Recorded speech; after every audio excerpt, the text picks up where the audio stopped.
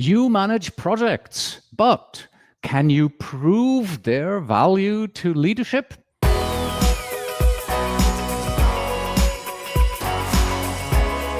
Hello and welcome back to the Project Management Podcast at pm-podcast.com. This is episode number 535 and I'm Cornelius Fichtner. Thank you so much for joining us today. And of course, if you are preparing for the PMP exam, then here is my PMP exam simulator for you. As close to 2,000 realistic exam questions with also thousands of happy students. It resulted in a 4.9 out of 5-star rating on Google. Take a look. It's at pmexamsimulator.com. And that's pmexamsimulator.com, not pmpexamsimulator.com. All right.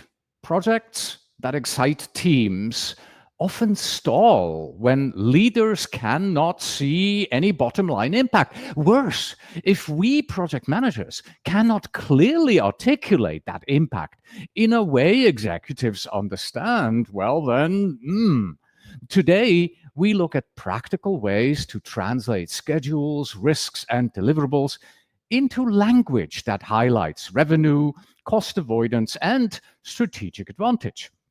Guiding us through this is Barbara Kephart, the founder and chief project officer at Projects Pivots. She's renowned for turning project chaos into success through sharp stakeholder and risk communication. She will show you how to read the corporate landscape, quantify impact in C-level terms, and tell a story that secures confident yes votes and sustained support. And now, welcome, Barbara. And is Aura with you today?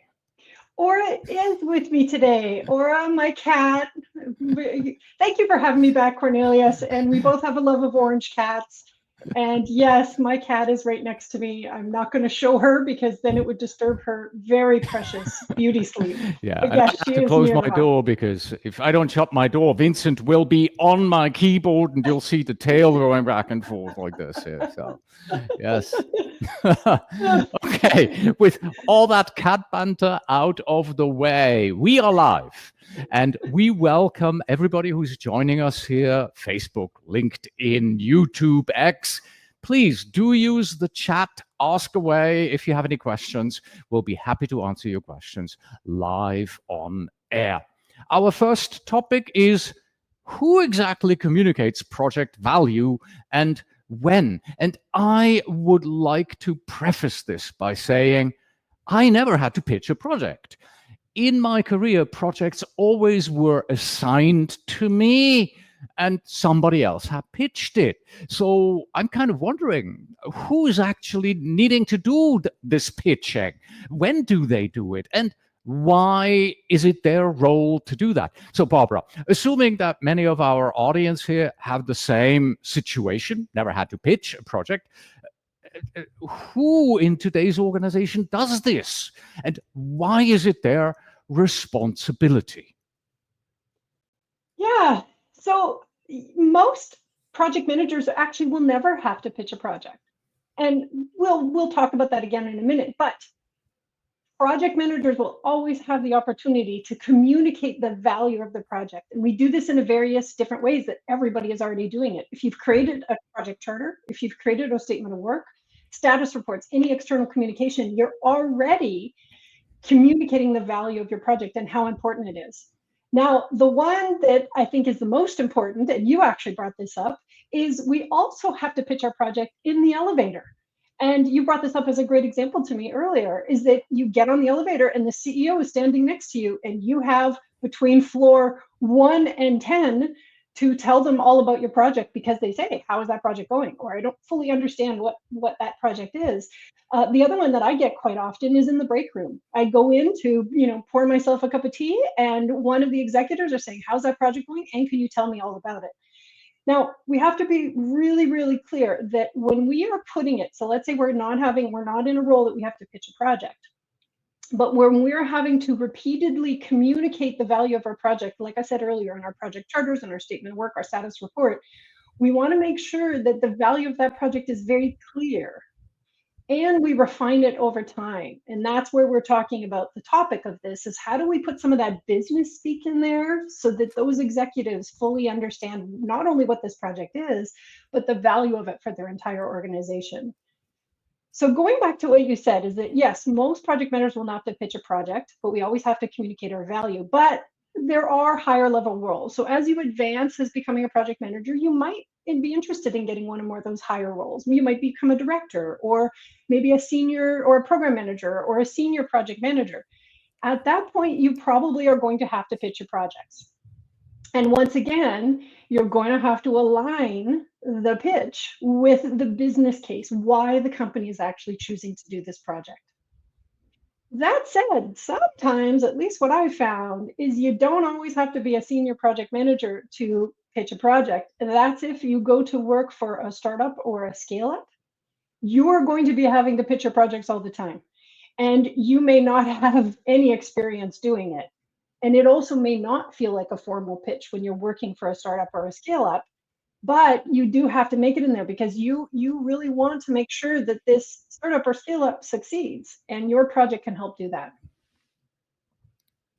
Do we still have companies out there? If I remember correctly, in the early days of Google, they gave all their employees 20% of their time to work on any personal thing that they felt we need to do this, and then they would probably have to pitch that as well. Do you know, are there still companies out there who do that today? I'm Yeah. not sure. I don't know about Google, but I do know that the company out of Australia, Atasaland, they do that. Atlassian? Atlas, yeah, I can never get the name Yeah, right. I But believe yes. they are the owners of Jira. Is that it? Yes, thank you. Yeah. Okay. They, from what I understand, and I saw a talk on this from Dan Pink, who talks about motivation theory. Uh-huh. And he gives them, I think the company gives their employees like a day, a quarter, to be able to create anything that they want.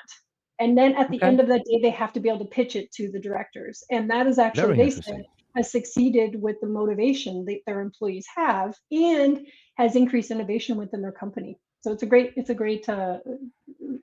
on, I think it's not a TED Talk, it's a YouTube to listen to, Dan Pink, Motivation Theory. Okay. Wonderful. All right. So much for who communicates project value. So more the senior leaders, maybe PMO leaders, when you're pitching it.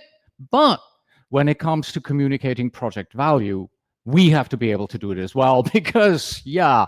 So how's your project going? Right. Now let's move on to the next topic here, because WBS, work breakdown structure, burn down charts, stage gates, all project jargon, right? We love to use that. But this is the jargon that senior executives don't really understand when you're trying to talk to them and explain the value. When you coach project managers on moving from these technical details over to business language, where, Barbara, do you begin, and why do you begin there? Yeah, so the first place I begin is on the PM side, is telling them these words aren't scary. The business speak words are not scary. And in fact, they're very similar. They align a lot to the work that they do. So making sure, because remember, we don't learn about, ROI necessarily in project management learning. It's not necessarily part of our training. We do learn it we learn other things, we learn our schedule variance, but this may not be information that they have. And if they don't have a business degree, they may not have had any experience with it. So it might be super, super scary. So I'll give you an example. I was once given a project where I was asked to build a technical interface between two different departments. One side, the system that we were interfacing, one side on the internal side was only affecting the employees. So only employees were using the system. However, on the other side, it was external and it was affecting customers. Customers could directly see the changes that we were doing. So as we were working through these deliverables, we wanted to make sure that instead of just the obvious deliverables, which is, is the data getting passed across the interface? Is it coming over correctly? What does testing look like?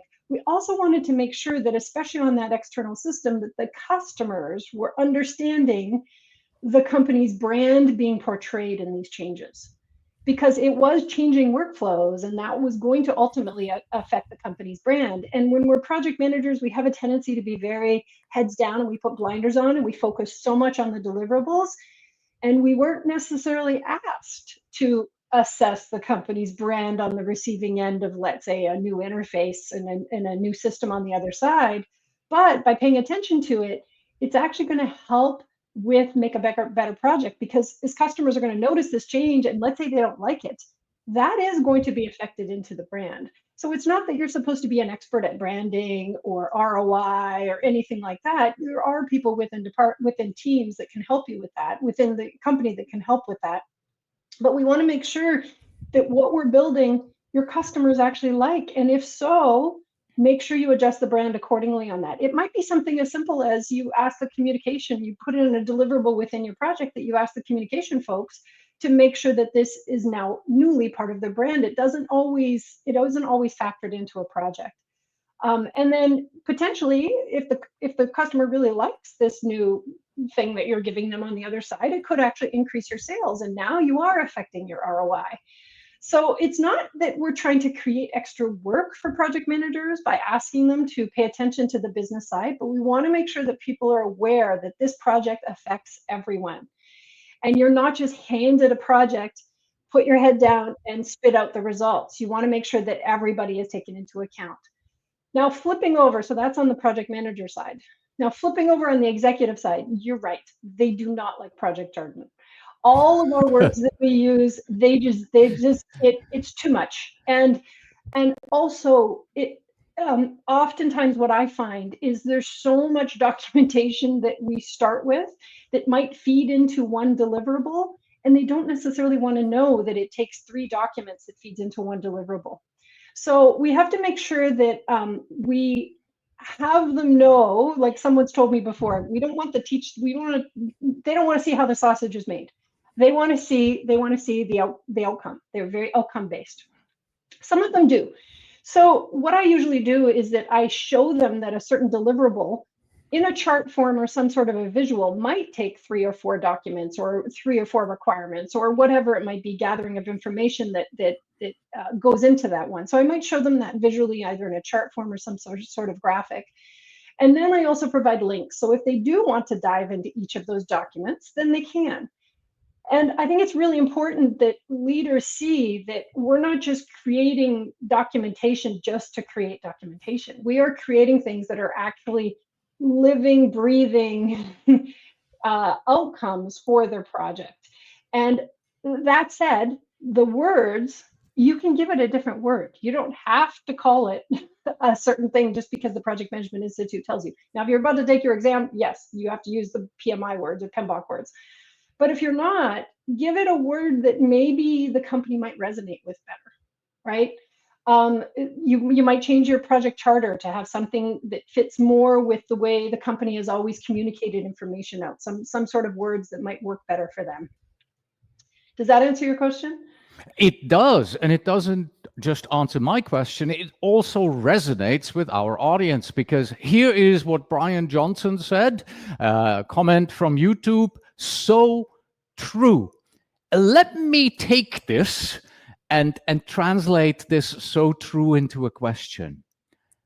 How do I, as a project manager, I'm right now in the room, I am pitching something, how do I, in real time, figure out whether or not the language I'm using actually resonates? It's clear with Brian because it's like, so true. Yes, he's giving us a thumbs up, right? So we know for sure Brian likes this. But what about the executive in the room? How do I figure out whether or not it resonates? If the leader in the room, the executive in the room, or multiple executives in a room are not just asking questions, but they're asking actual thoughtful questions. They are asking thought-provoking questions about what you've given them, that means that they're understanding it. If they're just asking you questions or clarifications or things like, why did you need 3 more documents to do that? Or why couldn't that be created in one? Or why, the most common one, why did it take you so long? Why is it taking us so long to finish up on this, to get to this one milestone? But instead, if they're asking very thoughtful questions that you actually have to think through for the answer because they're asking for details that you didn't expect, that means that they're understanding that this is an actual process that we're creating for them. So that means to me that they're on track. The other thing I also do to help in advance of those meetings, I know you didn't ask this question, but I'm going to offer it anyways. In advance of this meeting, is I also will provide some sort of, I call it a glossary of terms or some sort of visual chart that shows how all of this information flows into each other. Remember, we all use acronyms. We use acronyms in project management. Whatever industry you're project managing also has acronyms. So sometimes we need to create a glossary of terms so that we're starting to use shared terminology. So that could also be something you have ready during a presentation, or you send out in advance, or you send it as part of your regular communications so that people don't have to ask those types of questions saying, well, what does this acronym mean? But instead ask really thoughtful questions of, okay, could we potentially do this in a different way? And then that means they're paying attention. Mhm. So, in other words, it's not just us who needs to get educated on terminology that senior level C executives understand. We can also flip this on its head and say, well, we have to educate them about some of the terminology that we are using, because a burn down chart is a burn down chart, and it is a really useful tool to show how progress in this project is, well, progressing, right? Am I Exactly. saying that right? Exactly. And very few leaders, some, but not in general, have been project managers. And if they were project managers, they may not have done it for very long. They may have been moved quite quickly up into a leadership role. So they need our help. And they also know that we can sort through this information quite efficiently for them, and they trust us. And so they need us as much as we need them. All right.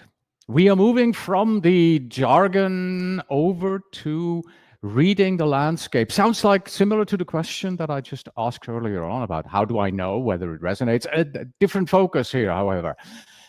What signals should a project manager watch for in the external and internal environment before crafting a pitch to leadership? So, what external signals outside of a company, what internal signals within the company do I have to be aware of and look at before I start pitching?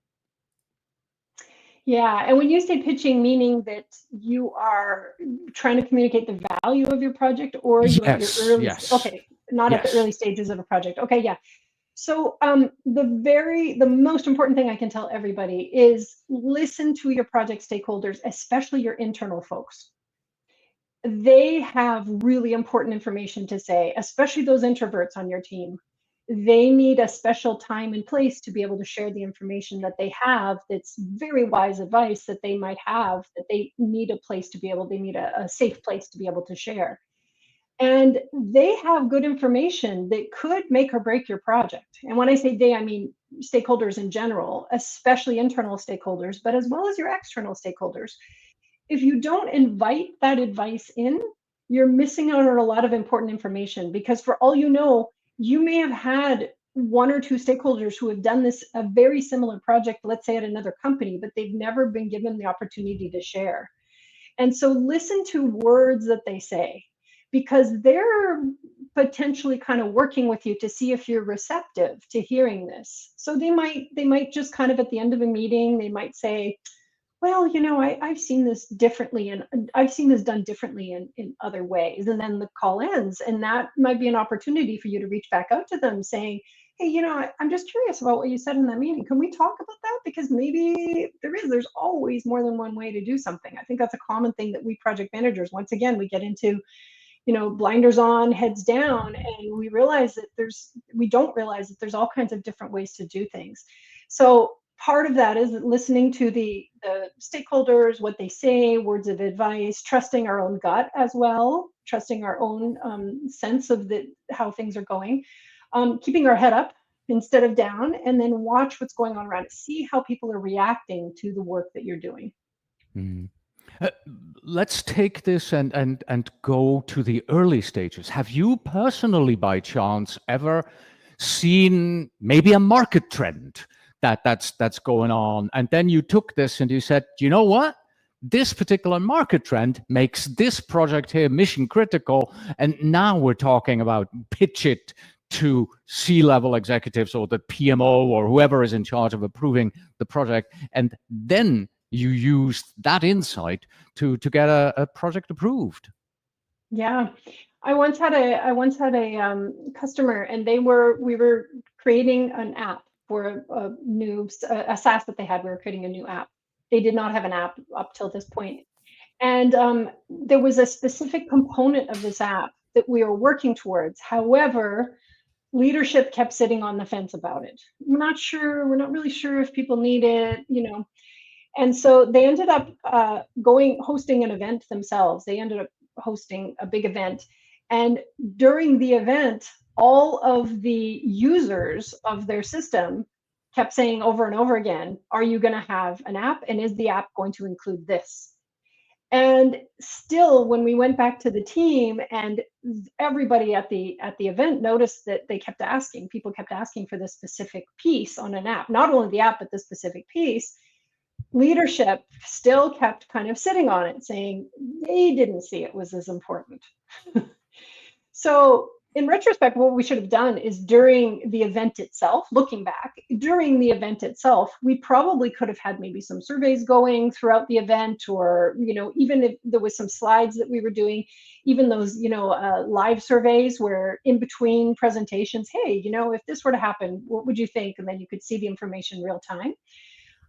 But then what happened is, because the leadership kept kind of sitting on it, and we were using agile methodology, and it just never got put into our sprints. The competitor released that very similar functionality, months before we could get it through. Now, once the leader realized that the competitor was coming forward with it, then of course we moved it up higher on our list. But this, I think, isn't the leader's fault, in my opinion. Yeah, leaders, they have a lot on their plate. So I think this could have been something we could have done better on our team, to be able to be watching for what the competitors are doing and how quick they're saying they're going to be putting it on the market. And we had the opportunity where we had a whole bunch of end users, and we could have collected information from them at the same time. From here, we want to move on and try to convert outcomes into financial customer metrics that leaders can trust. So many project managers, we shy away from financial speak. I mean, it's something that's not in my language personally. How do you guide us to become comfortable with ROI, NPV, similar measures that just seem so tedious and very financial and have nothing to do with product management? Okay, I'm exaggerating, I know, but how do you help us to become more fluent in C-level language here to quantify the impact? Yeah, I agree. I am not an expert in financial speak. That is for sure. And otherwise, I think if we were, you and I would both be accountants and not project managers. The key with this, though, is you become friends with the financial people, because by becoming friends with them, they're going to not only want you to help them out, they're going to educate you about what this means. Oftentimes, we don't know what the ROI was calculated. And when we talk about an ROI, is the profit that's going to be generated from a project. It's expressed as a percentage return on investment, or profitability essentially for your project. We're usually handed the project. That was usually done at a much higher level. Unless we're ourselves working in a more senior role in the organization, we usually don't know what that was calculated. We know it's been calculated because obviously they're moving forward with the project. By becoming friends with a financial person, or more than one within the organization, they'll probably start sharing that with you, because now that you're friends, and it might mean just going on buying them a coffee, or walking by their desk, or having a quick call with them virtually, to say, hey, can you help me explain what the ROI is for this project and how it was calculated, so I can do a better job. And when I say I, meaning I, the project manager, can do a better job hitting that ROI when the project is done.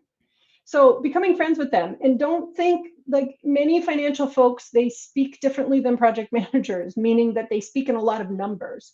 And it's okay to ask them questions, especially because straight out say, hey, I am not an accountant and I don't have a financial background, but I really love to hear what you have to say about this. Mhm. And then we also want to talk about things like, you can even get further into it where you can talk about your, MPV or the future of the cash flows minus, like there's all kinds of numbers that can come out there, that they're going to be able to help you, and they're going to be able to walk you through it. And if you find that the person that you're talking with is not willing to walk you through it, then find somebody else. Especially in a large company, there's lots of financial analysts are actually a great people to talk to. Financial analysts, I've learned so much from financial analysts. I'll walk past their desk one day or have a quick virtual coffee with them, and I'm like, can you explain that present value? Because it does not make sense to me. Is it in dollars? Is it in percentage? By the way, it's in dollars. So how does this work, and can you help me understand? And they're very, very helpful as well. Now, in their case, they may not be able to give you the MPV or the ROI specifically of your project, but they're going to give you information in general that you can turn around and apply to the work you're doing. All right. So we've talked about return on investment, ROI, NPV, net present value. Wait, there's another NPV abbreviation in project management. I can't forget it. I've forgotten what it stands for. But so those seem to be the top two we're talking about. Are those the top two that I also need to know as a project manager? Or what would you say are the top two of these financial measures that you need to get comfortable with as a project manager? I would say the top one would be ROI. Once again, you're going to Okay. need help on that one. And then I think the other one is budget variance. So knowing how to calculate your own budget variance. Now, once again, you may not be given a project that you're familiar with the budget. That does happen. You're just given a project, you're asked to execute on it, and somebody else is managing the budget. You can ask that somebody else, which usually is your manager who's managing the budget. You can ask them if there's a budget variance and how they calculate it. And what the budget variance is essentially how far off of what we expected to spend. If your project is 100,000 and you're in month 3, are you on track for what they had expected you to spend by month 3? So, and if not, what is the variance? And if you are given a budget, let's say you were given that same $100,000 budget, and you've been asked to manage it, figure out how to calculate budget variance, because I think those are really important things. So in summary, the ROI is something that you might need help with, because usually that's calculated before you've been given a project, unless you're someone more senior. And then calculating your budget and keeping track of it and seeing how it's varied. Okay. Brian Johnson says you also have to know the IRR, the internal rate of return. Right. Agree? Disagree? I do agree with that. Once again, these are when you're starting to get into needing more of the financial people to help you on this side of things. I completely agree with that, Brian. I think that's a really good thing. And the internal rate of return is where things are, the internal rate of return is helping you identify essentially how well you're doing. So how well are you progressing through this project? Because if that gets out of whack, your whole project could go sideways quite quickly. So I completely agree. All right. Mohammed Shoaib, the burn rate. Yeah, Is burn it rate. something we need to Mhm. know? Yeah, burn rate, that flips us back onto kind of on the project management side, though. Yeah, I thought So so too. yeah, so that flips us over on the project management side. I think it's Wait, also very important. Yeah, isn't the burn rate the money you burn through? Isn't that what he might be referring to? I'm See, actually now not sure. this is where I Exactly. completely fail Yeah, because I don't even know what the term is. And it shows how little I really have to pitch and how little I have to speak in C-level language when it comes right, to project management, right? And it right, shows the need, not just for me, but probably right, for everybody else out there right. as well, right? So And let's. burn rate is as important as any of the other ones. And once again, it depends on the company. It depends on what the company is looking for the numbers that they're seeing is important for you to make sure that your project is valuable. That's what it's all coming down to. And we can get into all the nitty gritty of all of them. You're right. All right. And then totally different question. Nancy asks, will a recording of this session be available? Yes, Nancy. pm-podcast.com/535. I will repeat that at the end of our conversation. Oh, we got more coming in here. Budget variance. And Mohammed then says, burn rate is like budget variance. But Okay, thanks, done. We are done with this C-level language. But thank you, Mohammed, for Thank clarifying God. that. Yes, Thank you. Yes. We're moving on to storytelling that sticks. Now, this is all based on one of your articles that you wrote. And I am going to quote from that article here. Let me read this. Tips, tricks, and tidbits communicate project value. That's the title of the article. Tips, tricks, and tidbits communicate project value. And you wrote, executives aren't looking for the nitty-gritty. They want clarity. How do we build that clarity into a story that they understand? Yeah, executives well, thanks for referencing that article. I'd forgotten about that one. And, executives don't always want details. Some of them do. Some of them do. And you'll know which ones want details and but they're usually too busy to be able to handle all of the fine details. They just want the bottom line. And remember, these executives, it's not that they're detail averse. They have enough of their own details to sort through. They've handed us this project to work through the details for them, and they have their own stuff that they're dealing with, which is separate. They rely on us to gather the details and present it back to something to them that actually resonates. So that's where I was saying is they're not looking for super details. They just want clarity. How do we plan on doing this? How is it going to be working? If we're working with a financial person, making sure that our numbers are aligning with our financial folks that we're working with, making sure that our deliverables are going to resonate, and it's something logical. Sometimes we have a tendency as project managers to give them something that's so abstract and so detailed that they don't see how we're going to get to the finish line. And executives are all about the finish line. They've bought into your project, or they've told you to do this project one way or another, and they want it to get to the finish line. And if you can't get to the finish line when you said you can get to the finish line, why? That's why they want, and that's what I talk about with clarity. Okay. So have you ever had the situation where you've taken a presentation, a pitch where the value of that project is explained and you're like, oh, you know what? That's not going to work.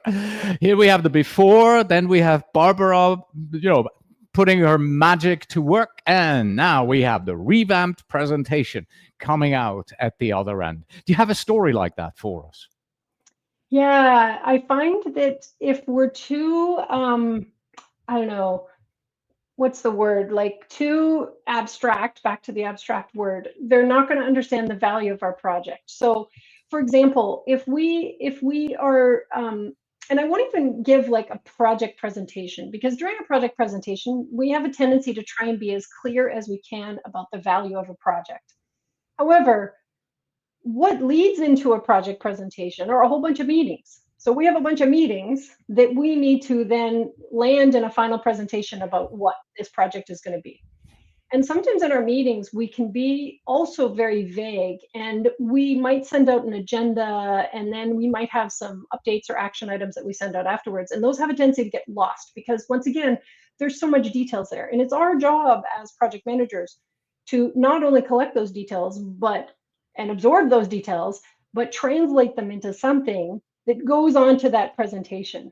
And I find oftentimes our presentations, where we're actually presenting something in front of either our managers or a higher level group, can have too much detail in there. And then we don't get engagement from the people that are paying attention to it. And it might not even be an official presentation. You might just be sharing information. So we want to make sure that if you're doing a live presentation, you might make sure that you have actual people contributing to the information, because if you're collecting information and then spitting it out in a way that's not resonating with people, it's not going to go anywhere. So what I have a tendency to do in the meetings prior is I make sure that I have engagement at that level. So I make sure I have engagement from the get-go. And that might be something like, as you're collecting the requirements for the project, it's not just you talking aloud and saying, we were told to do this, and we were told to do this, and someone says we're supposed to do that. But the people that are in the meeting, engaging them to contribute to what this is going to look like when it's done. And so this might be taking, live notes as you go along, or by yourself, or having somebody else, have everybody contribute to what the action items moving forward and what they agree on the next steps are. And then when you actually do the presentation, put it in a way that you're addressing all the different learning styles. You're addressing those that prefer to see graphics. There's great AI tools out there that you can take a whole bunch of words and turn it into a graphic, which is really nice. A whole bunch of your words and turn it into a graphic. I want to clarify that. Or you might want to put in some charts in there so they can see where you're trying to get to. You could even do a visual timeline that here's where we are, and here's where we plan to be by here, and here's where we plan to go. And then the other thing to do is I like to use actual real photos in there. So throw in a little bit of photos just to add some color to it. Sometimes it might be some of my photos. It might be sometimes whoever's just gone on the latest vacation and has some photos they want to share of their vacation. Make it engaging so they actually feel like they're part of this. Remember, these executives are not just hearing about your project, they're hearing about multiple different things across the company. So make yours as memorable as possible by inviting others to help you contribute into your story. And when you present it, making sure it's as engaging as possible so that they have full buy-in on it. Right. Now let me take everything that's happened so far and turn this sort of into a story arc that leads us into our final topic, because you and the audience may have noticed that earlier on when we talked about, quantifying the value in C-level speak, how quickly I kind of tried to move on from that right there, right? I kind of brushed over, and thank you again, Mohammed, for explaining it, Mohammed's explanation of what exactly burn rate is. I never even brought up Walid Rahimi's cost-benefit analysis, right? Because I wanted to get away from that. I wanted to move over to something that's more interesting, right? Because honestly, yes, the C-level speak is not for me. So a mindset shift has to happen here. We have to go from, I can hardly see the whole picture here. There we go. The mindset shift has to happen. You have to go from geeky project manager over to strategic project manager. Now, Barbara, you are the lady here on the left. Your light is already on. You're reaching over to me. I'm better looking than this gentleman here. My light isn't on. You're helping me to turn the light on. What internal mindset change has to occur before before a project manager can truly think strategically? Yeah. So going back to all these different words, right? Cost benefit analysis and, burn rate, everything. It's very specific. It's all going to be specific on what company you're working for and what they want to hear and what they're using as they're tracking. The message that we're giving is make sure you're aligned with that. That means talking with the financial folks. It means learning it yourself. But we can't specifically say that one company should use, budget variance over another company. It has to really be specific to the company. Secondly, I think every project manager is really good, especially if we're dedicated project managers, meaning that we're only solely managing projects, not just doing a little bit of project management as part of our day job, but we're actually solely managing projects. I like to call that the geeky PM, the geeky project manager, meaning that we're so focused on the details. Going into strategic mode is harder. And this is where it can also be very intimidating. So for those of you who don't know all of these words that we've talked about, so ROI, NPV, all of these things, it can seem really intimidating. And we don't want to cross over into something that's intimidating, because we project managers, we have a lot of imposter syndrome that we fight with. And we don't want to be out of our comfort zone as well.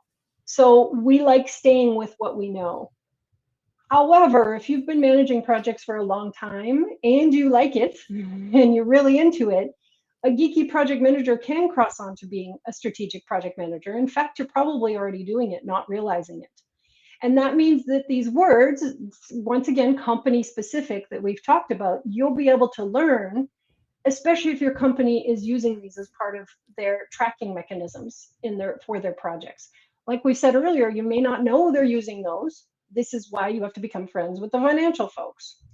So I want to encourage everybody that if this is something you want to do, and the bonus is if you are considering advancing into a more advanced role in a project manager, as a project manager, you have to become strategic and you have to start to educate yourself around this and know that it's okay to not know what these mean. That's completely okay. Cornelia said it straight out. I don't know what these mean, and I'm fine with that. That's okay. If you want, though, to start to be able to work on the business side more and on that strategy side, start to educate yourself and find good friends who know what they're talking about to help you understand. Mhm. You used the word intimidating, and this is truly what it is to me. Finances and the financial speak around it has always been a weak point in my both education and also in my interest. It's just something that I kind of shy away from, all of these numbers, and I don't understand how they fit together and what it all means. And now I suddenly have to use these in a way that makes sense to a C-level person who probably has an MBA in finance, and they suddenly start asking me questions, and I begin to waffle and stumble over my words, and my ears go red. So yes, intimidation. That's truly the way it is, what it is for me. Yeah. So thank you for saying that. Hmm. Yeah, and many project managers, we like to keep doing the same thing that we're good at and that we've constantly done. Yeah. And so stepping out of our comfort zone is really hard. So it is intimidating, and it's not that you have to be. I am not an expert in any of this. I definitely am not, but I make sure I talk to the experts that are out there and say, "Hey, are we on track? Where are we? What are you using to track? Can you help me understand how that's calculated?" And then see if I can track it and then check in with them. All right. Thank you. Now, please point us in the right direction. We are wrapping up here. Do you have two ideas for us, maybe, that our audience can start applying, and how we communicate our project's value going forward? What are your recommendations? Yeah, so my first recommendation is once you've been given a project, make sure that you understand the importance of that project from the beginning. So make sure you know how this project fits within the entire organization. Make sure you, if interested, find out financial information about this project. Even if you haven't been given a budget, someone knows a budget out there. And even though you might not be responsible for managing the budget, somebody knows how the budget is being managed. So find out as much information you can about that project, even if you have another 10, 12 projects on the go. And that means that you also have to find out the information about the the importance of your project of those other 10 or 12 other projects. And I know this seems like extra work, but that way you're always ready to help move the project forward. Let's say if it gets cut, and especially in times like this, projects are getting cut, let's say halfway through. So understanding how important that project is at the very beginning, if something happens that your budget gets cut halfway through or your entire project gets cut halfway through, you have information at the ready to say, yeah, but what about this and what about that? Or look at how well we've actually been doing financially. And then that way you're ready to go. So that's my first one, is making sure you really understand the importance of your project from a company view, not just that you have additional work and you're able to keep your job, but from the entire, how does this fit into the entire company? Secondly, make sure that you have allies who are out there who also understand the importance of your project. These two are easy to remember. First of all, understand the importance of the project yourself. And secondly, make sure that you have friends and allies and colleagues out there who understand the importance of your project, preferably those more senior than you, because they can help. And I know you use the word defend, but sometimes we do have to defend our projects. It almost seems a tad harsh, but at the same time, sometimes it does have to happen. And when you have these allies, and they could be people who are working with you, but it's really nice to have someone who's more senior. Usually, of course, your project sponsor is one of your allies, of course, especially if you have a good working relationship with them. But try and find others, and they're going to be able to help you communicate the value of your project. So they're going to, they're going to help share. I like to call them as our project champions. They're the ones who are helping share the importance of this. And then that way you have yourself understanding the importance of the project, and then you're turning around and sharing that information to others, and they're also helping communicate the value of your project. At this point in my interviews, Barbara, I usually come up with some word of thanks and say thank you very much. But today, I'm going to give that job here to Bryant Johnson, who says on YouTube, "This has been very motivating and affirming and thought-provoking. Thank you both. And from me here, thank you, Barbara. I cannot say it better than Bryant Johnson has said it just now. Much appreciated. Thank you." Thanks, Bryant. That was very nice. All right. Thank you again, Barbara. I hope we have you back soon again. Thank you, Cornelius. And with that, we have come to this slide here, which I believe Nancy Tomaszewski wants to see, because she asked, will there be a recording? Yes, it's the link at the top there, Nancy. pm-podcast.com/535. That's where you'll find the recording of this episode on the website. If you are PMI certified and you're looking for PDUs, you can most likely claim 0.75 PDUs in the business acumen category. pm-podcast.com/PDU. If you have any questions or just want to reach out, info@pm-podcast.com is the email address to write to.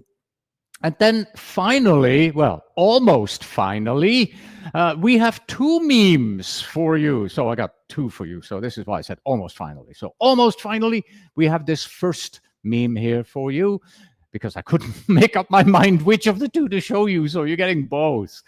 First, we have the panic, calm, panic meme. Panel 1, panic. The C-suite asks for your project status. Panel 2, you're once again calm because you have detailed burn-down charts and risk registers ready.